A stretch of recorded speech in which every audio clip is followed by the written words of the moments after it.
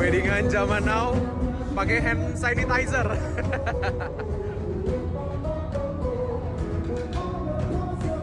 Wow.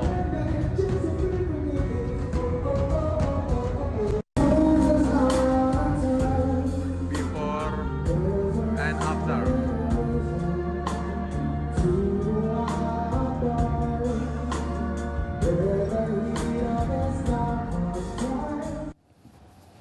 Ya, baru saja kita saksikan salah satu ciri kesadaran masyarakat ya, untuk mensosialisasikan pola hidup bersih, antisipasi. Bagaimana Anda melihat ini, Mas?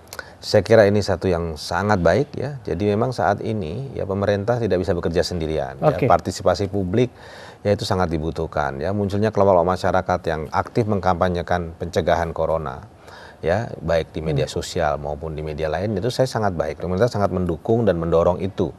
Jadi saat ini kita sebagai sebuah bangsa memang diharapkan bisa saling bahu-membahu ya, saling gotong royong, apa yang bisa dikerjakan ya, untuk bisa menyelesaikan wabah ini lebih cepat. Oke. Kita sapa Bang Saleh Daulay dari DPR RI Komisi 9. Assalamualaikum, selamat malam Bang Saleh. Assalamualaikum warahmatullahi wabarakatuh, selamat malam Mas. Ya, langsung saja Bang Saleh. Tadi poinnya bahwa pemerintah tidak bisa bekerja sendirian dari staf kepresidenan di sini. Yang saya tanya kepada Anda, bagaimana DPR juga ini support pemerintah bekerja, barangkali ada juga koreksi yang menjadi catatan penting penanganan corona? Ya, tentu pertama kesadaran bahwa pemerintah tidak mampu melakukan sendiri itu adalah suatu kesadaran yang saya kira memang harus dibangun sejak awal ketika virus ini mulai mewabah di seluruh dunia. Karena itu memang kesadaran seperti itu harus dibuktikan dalam bentuk kerja nyata. Jadi saya selalu mengatakan begini, kalau betul bahwa memang pemerintah tidak bisa sendiri, itu mestinya kan mengajak seluruh komponen masyarakat itu. Mulailah dari simpul-simpul masyarakat, civil society itu. Simpul-simpul masyarakat itu ada di organisasi-organisasi besar di Indonesia dan juga organisasi-organisasi yang tersebar di seluruh Indonesia. Katakanlah seperti misalnya Nahdlatul Ulama, Muhammadiyah, Persis, Al-Wasliyah, kemudian beberapa organisasi yang lainnya itu memiliki jaringan struktur organisasi yang lengkap. Dari pusat sampai ke ranting-ranting ke pelosok desa-desa. Nah, pertanyaan saya, kalau memang betul mau melibatkan masyarakat, apakah tadi simpul-simpul masyarakat dan civil society yang saya sebut tadi itu sudah diajak berdiskusi, sudah pernah diajak rapat bersama, sudah pernah dikasih semacam panduan bagaimana melakukan sosialisasi, apakah sudah dibagi zona masing-masing, siapa mengerjakan apa dan harus bagaimana gitu. Bisa langsung dijawab Bang Saleh? Bagaimana? Bisa langsung dijawab? Yang mana itu? Ya, kita berikan kesempatan untuk Bang Doni dari tenaga ahli utama Kepresiden untuk menjawab. Silakan, Mas Doni. Ya, jadi komunikasi saya kira terus dibangun, ya, baik formal maupun non formal, ya, karena kita memang ingin agar banyak mungkin pihak yang terlibat dalam perang melawan COVID-19 ini. Dan saya kira sudah banyak pihak yang menyambut dan mulai melakukan kampanye aktif ya. Iya, komunikasi intensif yang disebutkan tadi dengan beberapa organisasi masyarakat tadi. Ya, saya kira pemerintah melakukan komunikasi itu. Tadi saya katakan baik secara formal ya, artinya dipanggil rapat dalam satu forum khusus maupun yang non formal juga ya melalui jaringan-jaringan yang ada. Oke. Bang Saleh silakan. Saya belum pernah mendengar itu, mestinya itu kan dipublikasikan ke masyarakat. Buktinya organisasi-organisasi itu belum bergerak sebetulnya itu. Menurut saya kalau dilibatkan, mereka itu pasti akan bekerja keras dan sungguh-sungguh. Nah ini yang menurut saya ini kita harus terbuka juga soal ini, ya kan, untuk pelibatan masyarakat luas ini. Tadi kan sudah diakui bahwa pemerintah nggak bisa sendiri. Nah sementara pada sisi yang lain ini virusnya ini ternyata bukan semakin menurun, tapi justru makin bertambah. Bahkan hari ini kan ada penambahan yang positif terinfeksi. Nah ini kan menandakan bahwa kerja-kerja keras kita, kerja sungguh-sungguh dan gotong royong untuk menyelesaikan masalah ini berserta seluruh komponen masyarakat itu tidak bisa lagi ditawar-tawar. Nah ini yang saya khawatir selama ini yang belum dikerjakan itu. Dan kebetulan kebetulan kita sendiri di DPR itu juga sebetulnya tanpa diminta, tanpa melakukan koordinasi sekalipun kita melakukan sosialisasi sendiri. Saya yakin sudah persis teman-teman yang ada di daerah-daerah, di dapil yang saat ini sedang reses atau sudah melaksanakan reses, itu sudah pasti menyampaikan itu ke masyarakat dan komunitas masing-masing. Nah sekarang tinggal apakah ini semua sudah cukup? Saya kira kan belum. Karena itu kita harus melibatkan sebanyak mungkin komponen masyarakat kita yang ada. Dari banyak juga organisasi keagamaan lain yang mungkin bisa juga kita ajak gitu.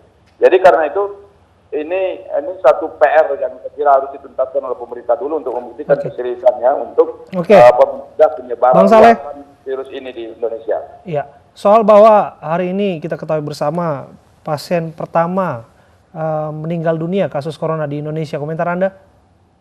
Ya tentu kita sangat prihatin dan turut berduka cita serta bersedih ya. Akhirnya virus ini memakan korban di Indonesia. Dan sebetulnya kan jauh hari kita berharap memang tidak sampai masuk ke Indonesia dan kalau bisa kan bisa kita mengawal.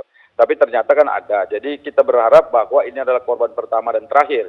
Jadi mudah-mudahan nanti pemerintah bisa mencari solusi dan formulasi bagaimana caranya agar korban-korban yang sudah tadi katakanlah positif terinfeksi itu bisa dipulihkan kembali seperti biasa karena terbukti hari ini ada juga 2 orang yang pulih atau sembuh.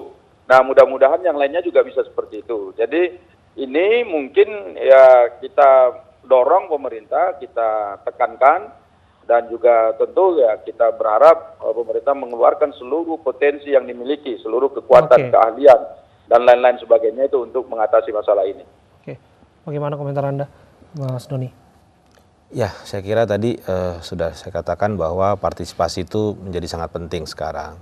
Karena apa? Karena kita sekarang menghadapi hoax ya, berbagai berita yang kurang tepat tentang COVID-19 ini.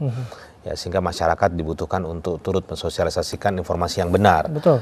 Ya, dan juga keterbukaan informasi itu saya katakan menjadi sangat penting. Pemerintah bukan cuma mengatakan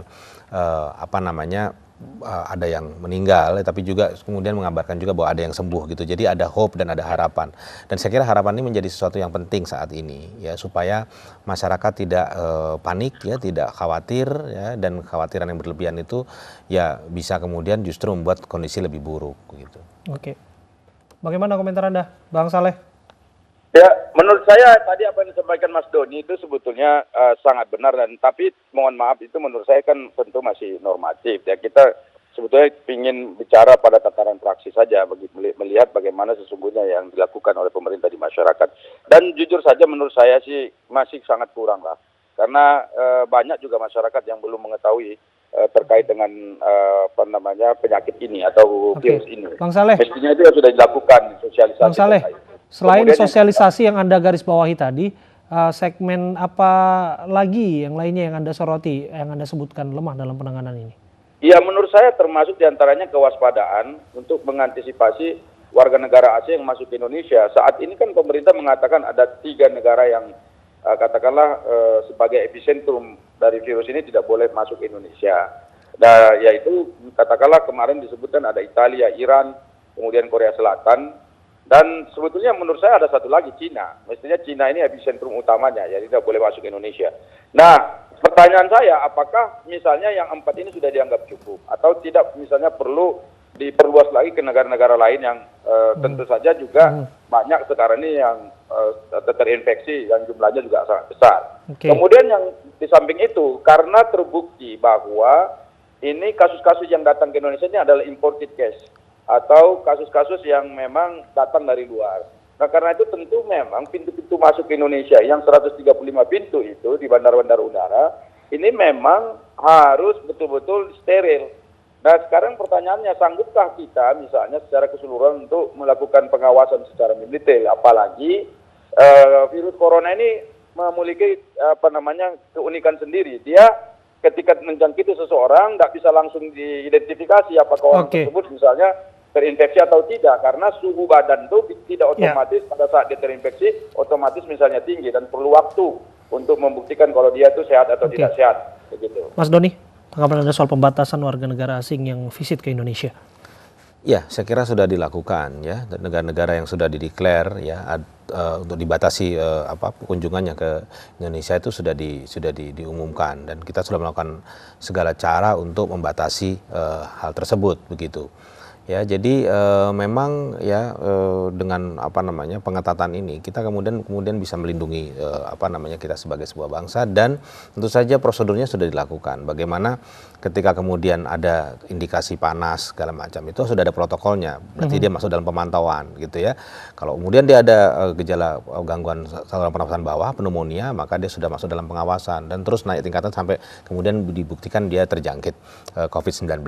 Itu sudah ada protokolnya, dan tentu saja selain itu ya diharapkan juga masyarakat ya yang memang merasa ada gejala-gejala seperti saya katakan tadi ya, batuk, flu, demam, kemudian ada gangguan pernapasan bawah gitu, memeriksakan dirinya ke rumah sakit terdekat untuk diperiksa secara seksama gitu. Jadi ini saya kira bersama-sama masyarakat juga aktif, pemerintah juga aktif membatasi dan melakukan protokol kesehatan sebagaimana mestinya. Baik, terima kasih Mas Doni dan terima kasih Bang Saleh Daulay dari anggota DPR Komisi 9 sudah berbincang bersama kami.